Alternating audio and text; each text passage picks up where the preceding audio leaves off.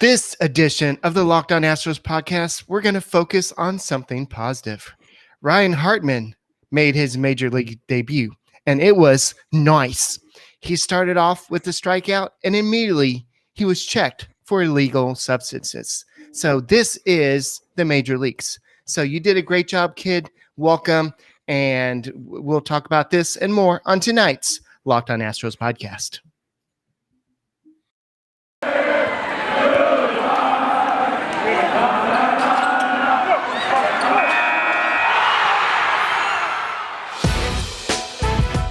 It's the Locked On Podcast Network, your team every day.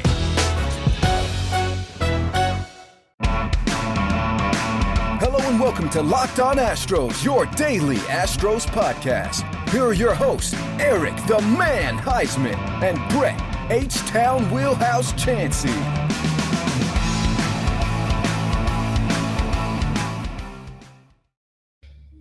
We are Locked On Houston Astros, and we hope that you join us for a daily Locked On Astros podcast. My name is Eric Heisman. You can find me on Twitter at Eric Talks Stros. You can find the show at Locked On Astros, your team every day. Brett, where can they find you at? They can find me at H-Town Wheelhouse on Twitter and at Stros411 on Twitter, Instagram, and Facebook. Always positive, always Stros. I can't believe the Astros sweep the Orioles. That's what happened, right? That's exactly what happened, right? In a parallel universe somewhere, if we're into the Spider-Verse and we're in the 18th dimension, yes, that is. Hey, yes, Eric was supposed to see. Eric, this is all on you. I thought it was supposed to be on both of us, but somebody has just blamed you. Eric is the reason the Astros got swept. Thank you for taking that off my shoulders. No, really, has nothing to do with me, has nothing to do with Eric. Has nothing to do with the lucky Sox that got unlucked this week. But we literally have been swept by the Tigers and now the Orioles at home. This is insane. But when we get into this game, Eric, and we talk about how it started, it just didn't start right. And we didn't get any help from the umpires, did we? No, but at the same time, you can't. Yes, you can blame the first inning on the umpire, but the rest of the game, you can't really blame the whole thing because Christian Javier got a few calls from the umpire that were strikes that were really balls. So yes, you're gonna get the first inning. Yes, that was pitiful, and CB Buckner is a terrible umpire. The whole league knows this, and I know you put something in the MLB chat room, and everybody said this. He's a terrible umpire. Yes, you're gonna see this, but. Both teams had to deal with this, but I'm Robel Garcia. He made some terrible plays at third base, and I'm all aboard I've been all aboard the Abraham Toro at third base, but Toro probably would have made those plays at third base, and I think Garcia was all tired from pitching the day before, but it just seemed like everything went bad, and we got that sweet pitching coach. I mean, Brent Strom, he's such a nice guy. He just goes up there and says, you know what, Luis Garcia, you just got to do this. And no, Eric, he's not sweet. He's not nice. That's why he got tossed. I've actually had a couple conversations with him on the sidelines before games. I guess about 2 seasons ago, I actually caught him at the Father's Day game and then caught him at another game. And when you talk to him, or when you, if you've heard him interviewed, whenever Colin McHugh had him on his 12-6 podcast, and that guy is rough around the edges, and he was noticeably pissed off after that first inning. And that first inning is definitely, Luis Garcia basically had 5 strikeouts, Eric. There's only 3 outs in an inning. And the way that game started, now, we could have come out in the second half of the first inning and scored some runs and made some noise, and we didn't. So, yeah, we made Matt Harvey look like a freaking Cy Young, look like Batman, like he was back when he was with the Mets before he started screwing everything up. And, yeah, I wanted to say, where the F is Toro? Every time Robel Garcia got up, or when he made that error at third, I don't know if it was credited an error, but it should have been, because that was a catchable ball. I think they called it a hit, but I could be wrong. Yeah, that should have been an error. There's no way he should have missed that. I'm sorry. Yeah, they called it a hit. Yeah, I mean, Abraham Toro should have been out there after the second at bat. Robel Garcia has 23 strikeouts and 60 at bats. He is not a very Not good quite hitter. half. I mean, give him some credit there. It's not quite half. Give him some credit. That's God. And hey, I'm the positive guy. I got labeled the positive guy tonight when we met some of our fans at the game. And hey, let me just say this. If we're ever at a game and you're there and you see us, we will talk to you. We'll talk baseball. We love our fans. We met some new people. We hope I know we got some new subscribers tonight, and hopefully we got some new people listening. We love interacting with you guys. This is a grind, and when we have losses like this, it makes it a little easier to take when we meet really cool people, really good people out there. All right, so let's go ahead and go to our thoughts by Dusty to hear what he had to say about Brent Strom. Thoughts by Dusty. He had a point. Is that all hold on, is that all he said? Yeah, for there, but he said, I don't know how many times Brent Strom has got run. I haven't seen it since I've been here. He must have been really frustrated. He lives and dies with our pitcher. He thought he was right. So, yeah. So on losing to the Orioles, no explanation. They just beat us. Anybody in this league can beat anybody. And somebody asked him, well, are you just playing down to your competition? And are you just playing down to because these bad teams keep on beating you? And he's like, no, we're not playing down to the other teams. The other teams are playing up to us because everybody's trying to beat the Astros. It's basically, okay, that's great. They're playing up to you. You face three pitchers that have a 7+ ERA, and you couldn't even score. I mean, yeah, okay. I misspoke. Here's what it said. Okay. He said, we weren't playing down to anything. Teams get up for us. Everybody gets up for us. That's even better.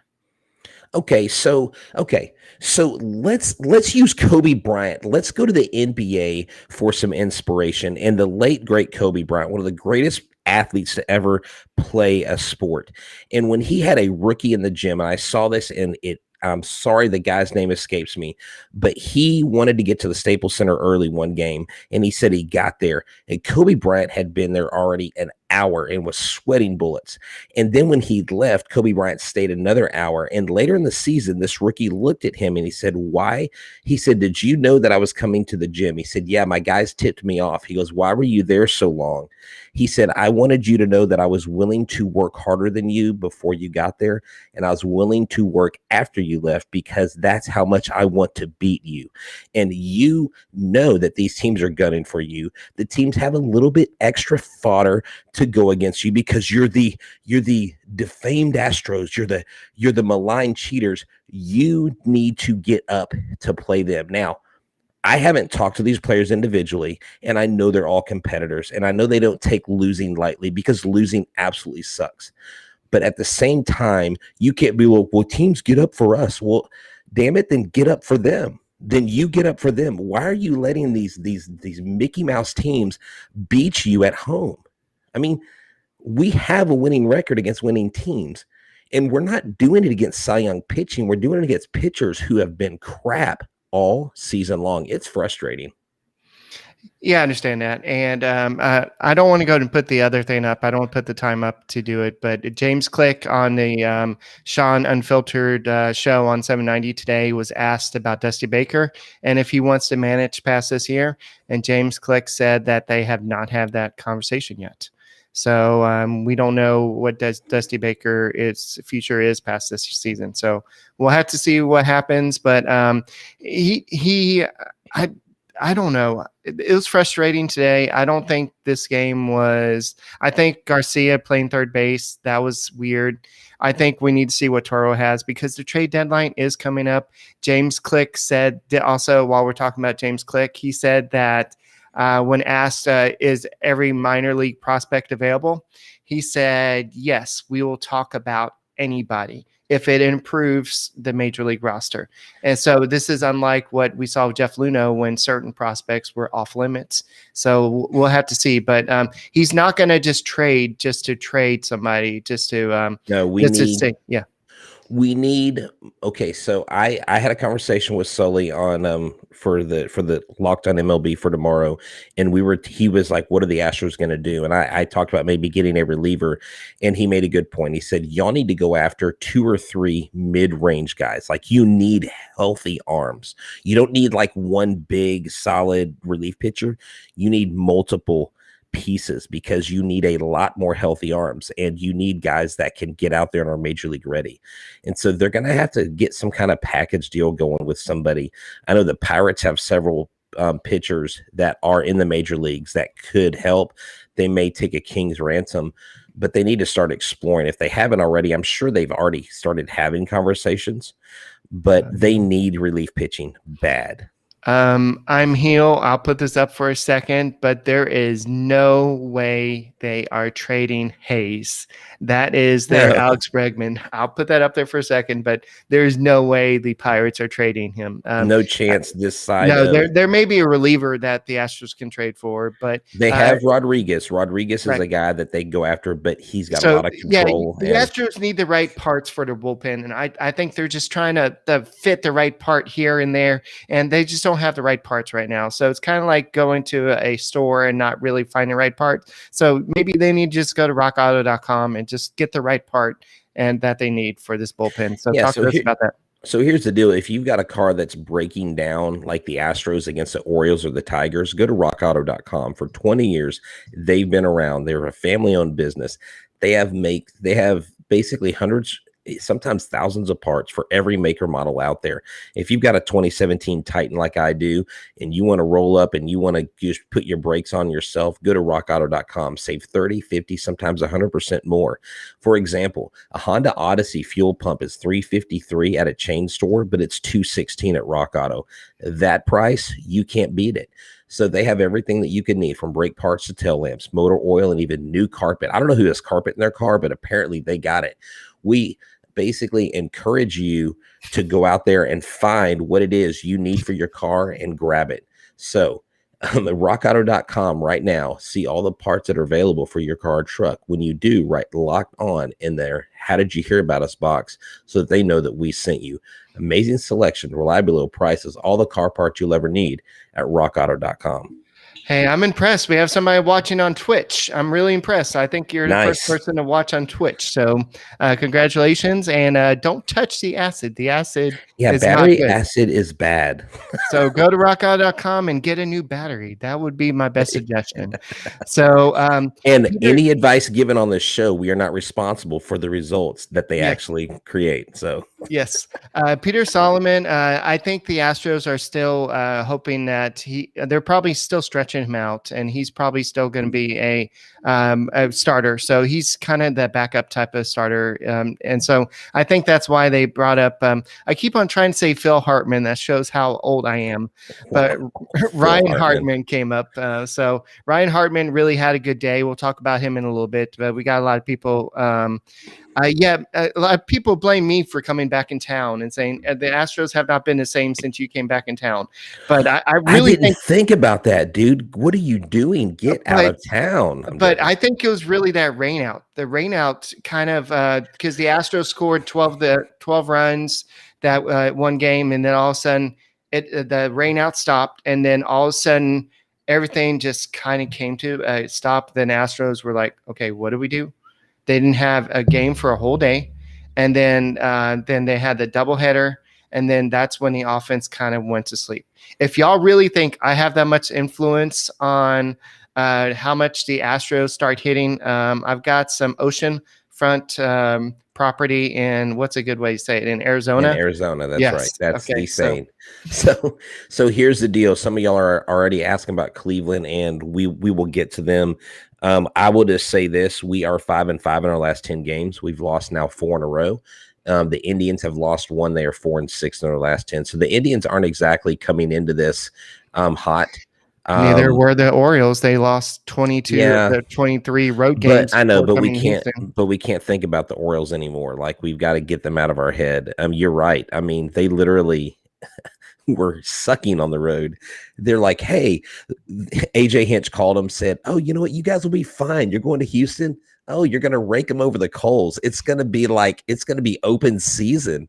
And they were right. I mean, Santander, I mean, all these guys, it was just a bad series. It's like one of those home series. You're like, can we just go on the road? Can we just leave? Can we just take the family somewhere? Hey, let's go to Cleveland, because Cleveland, get this, their runs scored and their runs against are 336 to 336. Their run differential is exactly 0. Guess who else has that same run differential? The Yankees. The Yankees have scored as many runs as they've given up.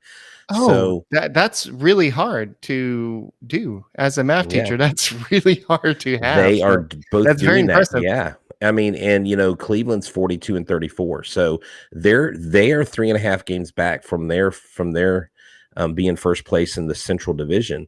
So you have a chance. Cleveland's a better team. They're above 500. That's good. You know why? Because we kick teams that are above 500. Because we play up. We get up for the better teams. Yeah, apparently we just sleep on the bad teams, and we go out there and compete for the good teams. There you go.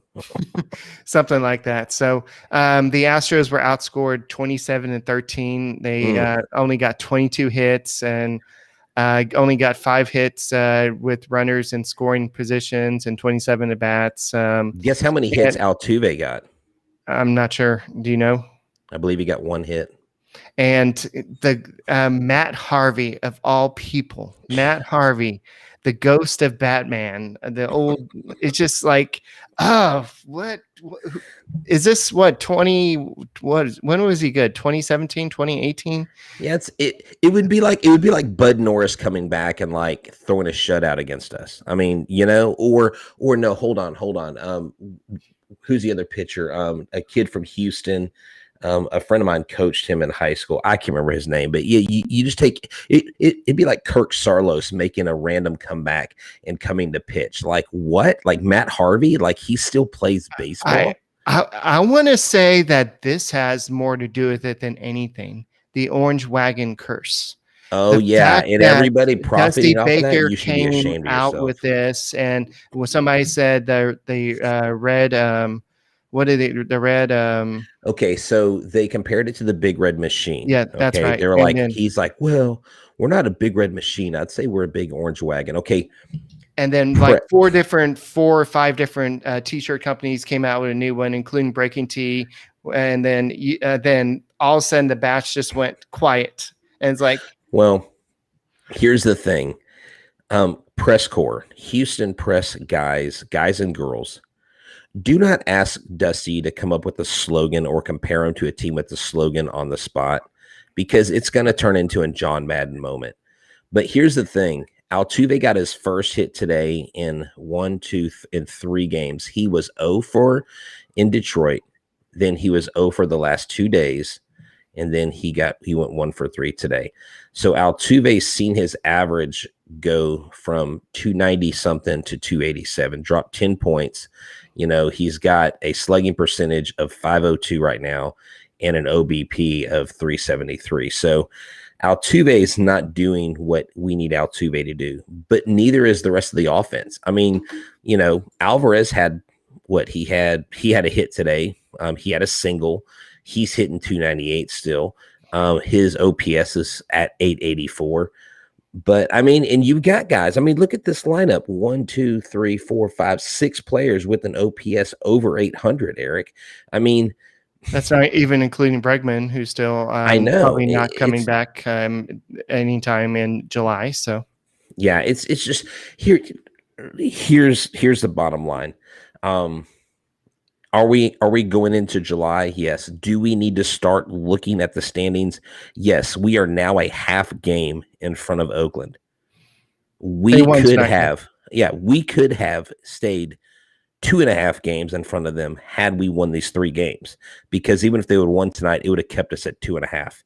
And we need that. And this is something we need to start talking about. The end of the season, the last month of the year, Oakland, Tampa and Oakland, the last 9 games of the season, the last 10, 12 games of the season. We play Oakland 6 of the last 9 games. We play Tampa and 3 in between. We end with Oakland at home. That's going to be those two series in that Tampa series are going to be so important. The time is now to take the bad teams and beat the snot out of them. We better beat the snot out of the Rangers when we play them. We better beat the crap out of the Angels when we play them. We better, when we play Seattle, we better beat the living crap out of them. We need a 5, 6, 7 game lead going into September, I believe, or October, in order for us to make sure that we win this AL West.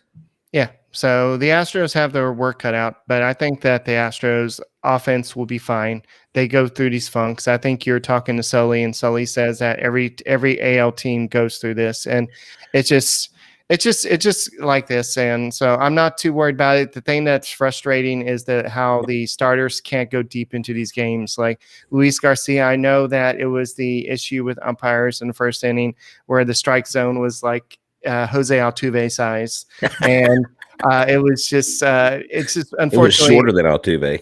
Yeah, but unfortunately, he threw 44 pitches and was only able to pitch 4 2/3 innings or something like that.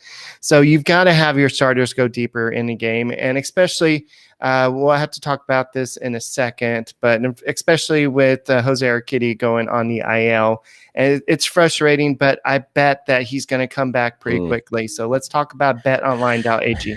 He probably is. If you want to bet it when Brett is going to get into the Astros dugout, the odds are probably but hey, it's probably like 20,000 to 1. So that's pretty good odds. I would bet on that, just like Kevin Malone on The Office.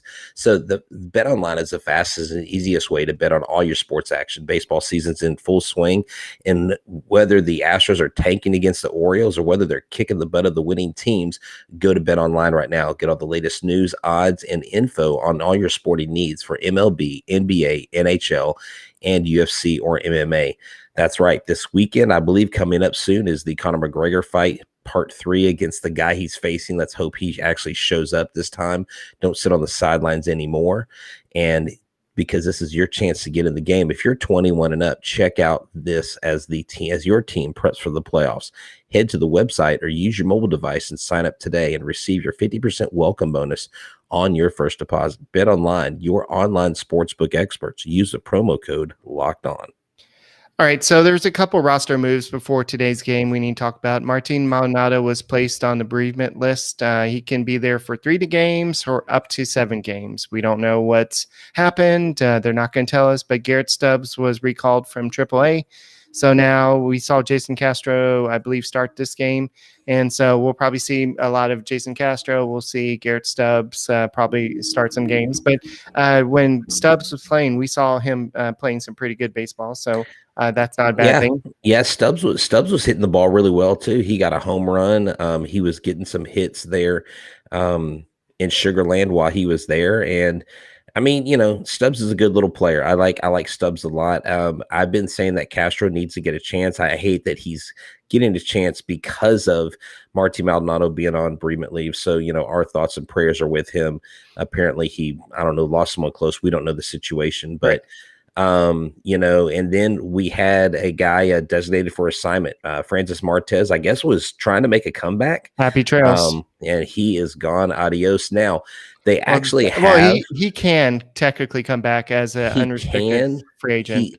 He's got to be signed to a minor league deal if someone doesn't claim him. If the Astros don't claim him within the next 2 to 3 days or something like that, then he can be picked up. And if not, either way, he's not picked up by anybody, then he can be signed again as a minor leaguer. But apparently they don't really want him because they let him go. Yeah, but they also needed room for Ryan Hartman. That's true. That's true. Right. I said it right. Okay. So for Ryan Hartman, he was selected from AAA Skeeters, and he was 2-2 with a 3.98 ERA for 9 starts for the Sugarland Skeeters this year. And so he made his major league debut today. And for a starter, Dusty Baker kind of made a ballsy move by bringing him in with 2 outs and I think runners on first and second, if I remember correctly, in the 7th inning, I believe it was. So that's not normally the situation. You want to bring somebody in with a major league debut, but that's what he did. And so Ryan Hartman on his major league debut, he said, people were telling me just to take 3 deep breaths. And for some reason, I was hyperventilating. He didn't look like he was nervous out there. He just went out there and got his first strikeout. And he said that he'll give his first strikeout ball to his dad and his second one to his mom. He said it was surreal. I've worked really hard to do it, and it was great to strike out the first hitter. He said he couldn't sleep a wink last night after he got the news. And so it was so weird, probably that as soon as he struck out his first batter, guess what he had to do? He had to do the, hey, Rook, I need to see your glove. I need to see your hands. I need to see your belt. Right. No, yeah, he had to do the whole check thing. But we've seen Ryan Hartman, on the mound in Sugarland, and I like that he's a taller guy. I like that he's a lefty. He's got a solid frame, and he's got strikeout stuff. And so getting that first inning out of the way, from what I understand from talking to former major leaguers, never being one myself, obviously, but that first game, you're always charged, like the not sleeping. I remember when we talked to, what's his name, who is now with the Reds, Brandon Bailey. We talked to him the day he was called up, and he was very, he was very stoked, and he's like, he couldn't think straight. He couldn't sit still. And so great for him to get in there. Probably a good situation where there's not a whole lot of pressure. Right. He pitched 2 1/3 innings. He allowed 3 hits, 1 run, and 2 strikeouts. Who hit a home run off of him? It was Austin Hayes. Yes. Yeah.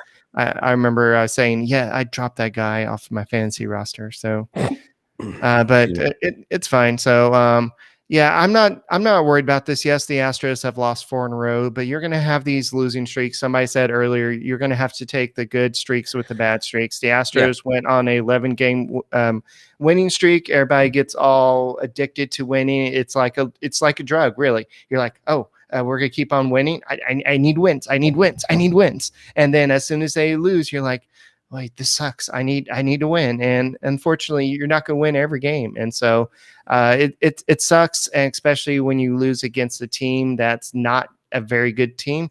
And it's so unfortunately, especially when you face somebody that started a game with a 7-something ERA, Matt Harvey, but it's baseball. It's baseball, man. Yeah, exactly. That's just kind of how it goes. Do we want to get into this Evan Gattis thing? Yes. Okay. Yes. Do you want me to read kind of the first quote to like kick it off, or do you want to do that? Okay. Yeah. So no, you can go ahead. Let me just go ahead and kind of give you background. So everybody knows about this Evan Gattis. He came on this other podcast, Astros across the globe, and I know that's gotten a lot of publicity. So there's some interesting quotes in there that we wanted to talk about, and some interesting quotes about the Dodgers that he's kind of alluding that they were cheating as well. I believe that's what he's saying. And also he just had some interesting quotes. We're not going to go over everything, but I just want to kind of throw out some stuff. No, yeah. So basically what he said, this is why his former teammates took offense to players from other teams like Cody Bellinger saying the Astros didn't earn the World Series title. He said there's people in our clubhouse who would have had to call other people from the Dodgers clubhouse and say, hey, you need to clean up your crap because you know who we are, bro. And why do you have to be like that? Gattis said earlier in the podcast. He also has had some similar things to say. Pitchers were like, hey, this is effed up. And I was like, yeah, no crap. But at that point when playing, I really didn't care. Now I get it. Now I understand. Gattis also said that he doesn't have any ill feelings towards Mike Fiers, who blew the whistle on the Astros scheme in an interview with The Athletic. I think that's interesting. To kind of go with the first quote you said, everybody has a system. He said, everybody knows a buddy that has a buddy that's on the Dodgers in the baseball world. It's like, yo, we know, so you guys got to chill out with all this blank. So he's basically saying that y'all were doing something similar. We just got caught. And so. Yeah. And he also said, I'm not mad, discussing Fiers. I think someone had to bring it up.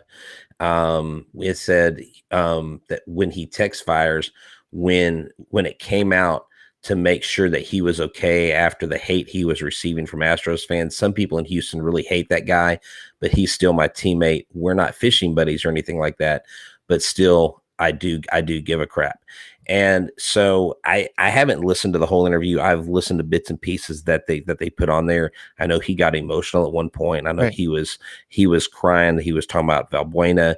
And from what I understand, at times he's not been in a good place when it came to this year. It was very tough for Evan Gattis, and he's a very private person. So I was a little surprised at the amount of questions and the amount of the topic that they were able to get him to talk about. Yeah. Because I didn't think he would even open up as much as he did. So yeah. So he said a lot of his teammates were not happy with the system, though he pointed out most of them were pitchers who also weren't, I'll use the word complaining when we weren't scoring runs, and adding that the Astros offense were so stacked they were going to score runs nevertheless. And a lot of people on the team weren't exactly stoked on the idea. I was not one of them. I was a proponent. I was stoked on it. I knew it wasn't right, but whatever everybody else was doing wrong, I'd lost enough in the postseason. I didn't really care. And so as to why the Astros were singled out, he basically said, well, because we went through the Red Sox, the Yankees, and the Dodgers. So I don't really want to go too much further into this, but I just wanted to, first of all, give credit to Apollo and the Astros Costa the Grove for getting him to say all this. I don't know if I would have asked some of those questions if he came on our podcast, but that's great for him to come on and do that. But I think this is the first player to actually come on and actually, I know Keuchel's come out and said some stuff. I know Correa's come out and said some stuff, but this is the first player to kind of come out and say all this. So we'll see. But that just because he's calling out the Dodgers, that does not mean that anything's going to come out of it. No, I don't think anything's going to come out of it. It's like you and I were discussing it at the game, just as they were in between innings.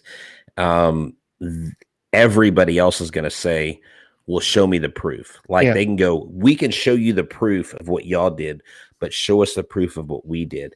And people are not going to accept players have come out and said it. And they're like, well, they say it, but I've got to hear it. We're in this no pun intended, this YouTube generation where if it's not on video, then obviously it didn't happen. The Astros obviously could have used a more technologically advanced system, and someone would have never known. Even if someone came out and said they did this, they'd be like, well, where's the evidence? So yeah. The bottom line is this. We know that across the board for years and years and years, this has been a part of the game, and it has been at times where teams have gained an unfair advantage, and there have been other forms of cheating. And I don't say that because I get accused of this all the time, and I get so tired of being accused of this. I get accused of being a whataboutisms, like, well, what about these guys? The Astros did it, but I'm not making it okay because other teams are doing it.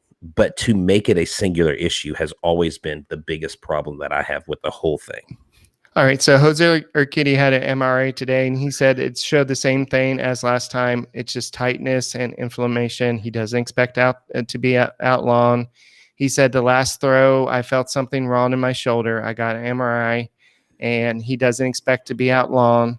He said he did something wrong with the last pitch, and it did something to his arm.